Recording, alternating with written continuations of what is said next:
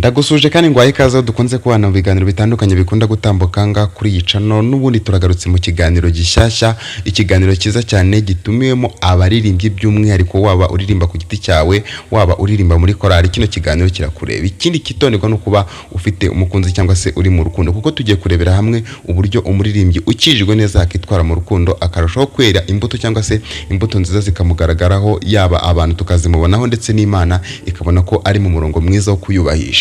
Muri iyi minsi ubusanga amakouple menshi y'abantu bakijijwe akundana, ubusanga ibintu ari danger kuvugwa ibintu bigiye bitandukanye. Umukobwa kwa runaka afite umusore bakundana ariko ntakubeshya urukundo rwabo rurimo rurateza umutekano mukeya muri korali. Ugasanga abandi barimo baribaza ati barakundana ariko sinzi impamvu uriya musore bugiye twasenze Imana imuvugaho ibintu byinshi cyane bitari byiza. Biriya byaha by'ubuhehesi yaba abikoreshwa n'uriya mukobwa bakundana. Ni ibintu byinshi bivugwa ndetse n'ibintu byinshi bikorwa ariko biragatsindwa, ndetse biranababaje cyane kubona umukobwa bivugwa yuko akijijwe neza ndetse ari no muririmbyi afite inkingi ikomeye cyane muri korali, ariko ugasanga nyuma y'igihe gitoya bibaye ngombwa yuko ahagarikwa aziriki kuba atwite cyangwa se kuba yarafatiwe mu byaha by'ubusambanyi ndetse n'ibindi byaha bikomoka mu kugira urukundo rutabashije kuba rwarasobanukiwe ibi bintu tugiye kuvuga. Biragatsindwa kuba waba uri umusore ukagira urukundo rubi, urukundo rutasobanukiwe ibintu tugiye kuvuga, hanyuma ugasanga uko basenze niwe umuntu uri kugenda urondorwaho ibyaha bigiye bitandukanye byerekeye ubusambanyi cyangwa se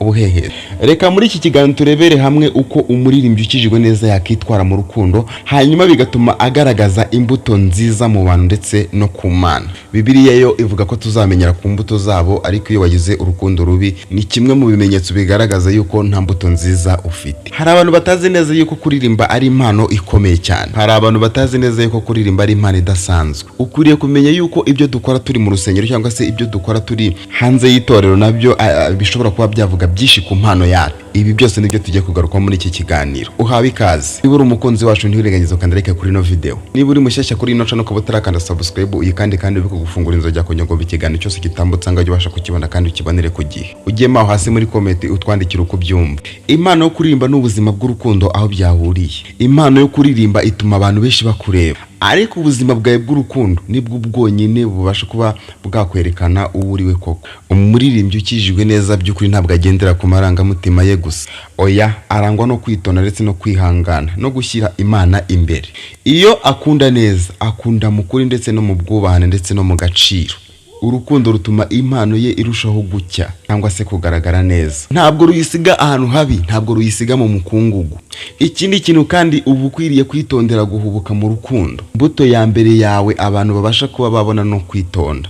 Umuririmbyi ukijijwe neza ntabwo yinjira mu rukundo atabanje gusenga ndetse no gusuzuma no kumenya neza uwo bagiye gukundana. Ingibi iyo utabikoze ntubashe gushishoza ngo ubashe kumenya mugiye gukundana uwo ari we, nyuma y'igihe gito bitangira kukubana ibintu by'ibibazo ndetse ibintu bihangayikishije nabo muri kumwe. Nzaguha ubuhamya se bw'umukobwa yigeze gukunda umusore atarabashije bagahita bapanga kubana atarabashije kumumenya neza, kumbi umusore akaba yaramuhishe yuko ari umusinzi. Uyu mukobwa akabimenya ku munsi w'ubukwe yahageze, ese amubwira yuko inzoga arizo zimutunze. Iyo nkuru niba uyishaka ubyandika muri comment nzayikubwira. Uyu muririmbyi ukijijwe neza ntabwo yirukira mu mishinga y'ubukwe mu minsi ibiri cyangwa se mu gihe gito cyane gishoboka. Ikindi kandi ntabwo ashobora kwemera ibintu bikomeye cyane atabanje gushishoza cyangwa se gutekereza. Ahangaha niho abantu bamenya imbuto yawe y'ubwenge ndetse ubumenyi ndetse n'ubushobozi. Ikindi kandi ni ukugendera kure ibintu byatuma wicuza ndetse no kwirinda ibishuko.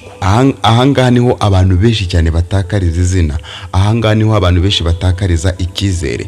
Ahangaha niho abantu benshi bagwa. Ariko umuririmbyi ukijijwe neza, umuririmbyi ukijijwe neza ndetse umuririmbyi ushaka kugira urukundo rwiza ndetse runo rukundo rukaba rwamugaragaza neza, rukaba ari urukundo rugaragaza ko yera imbuto, abakwiriye kwirinda ibi bintu. Ikintu cya mbere akwiriye kwirinda ni ubusambanyi. Imana iki cyaha icyanga kubi. Icya kabiri yirinda ibintu byihariye bishobora kuba byamushora mu byaha bigiye bitandukanye. Yirinda abantu bashobora kumwangiriza gushikama kwa roho. Yirinda amagambo amugusha cyangwa se amushora mu bintu by'irari. Iyo abantu babona uko wifata waba uri mu busore bwawe cyangwa se mu bukumi bwawe, babona imbuto y'ubudahemuka ndetse no kwiyubaha.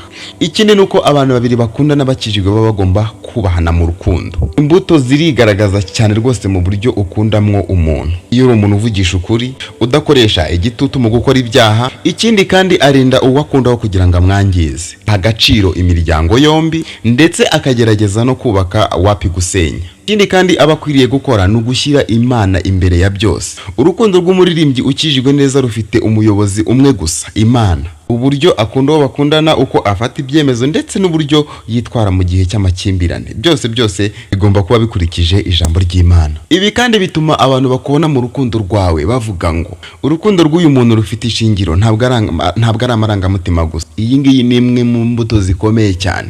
Ikindi kandi umuririmbyi aba akwiye gutandukanya impano ndetse n'amarangamutima. Ntabwo akwiriye kuba yareka urukundo rwe ngo rubuze impano yo kubaka abantu. Ikindi kandi ntabwo yareka amarangamutima ye ngo amutware kure y'itorero. Asobanukirwa ko impano ye yo kuririmba ari impano yoroheje ku muntu, ariko akaba ari impano ikomeye ku Mana. Iyo abantu babona ko urukundo rudahindura impano yawe ahubwo ruyirinda, bamenya ko uri umuntu wakuze mu buryo bw'umwuka. Turi gusoza ikiganiro cyacu, reka turebe imbuto z'umuririmbyi ukijijwe neza. Urukundo.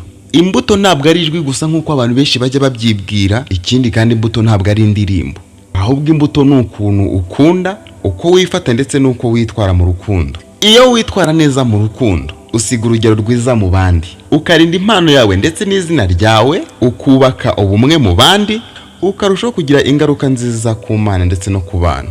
Ibi ngibi nibyo bizatuma abantu benshi bagenda bavuga ngo uyu ni umuririmbyi, ariko mbere na mbere ni umwana w'Imana, ko yera imbuto zikwiriye abihane. Ikiganiro cy'uno munsi turagisoje. Reka ngushimire twatangiranye muri iki kiganiro, ukaba wabashije kumenya ibintu bigiye bitandukanye kuri no channel, ndetse ukaba ari byinshi cyane wungutse mu rukundo. Nkurarikiye kudukurikira mu yindi video izakurikiraho. Kuri butakanze reka kuri no video uyikando kugira ngo nawe uzabashe guhita ubona video yacu. Ikindi kandi niba uri mushyashya, urebe neza niba wamaze gukanda subscribe kugira ngo nawe uzabashe guhita ubona ikiganiro tuzashyiraho. Ntabwo ari cyane ku munsi w'ejo. Bye, ndabakunda, mugire ibihe byiza.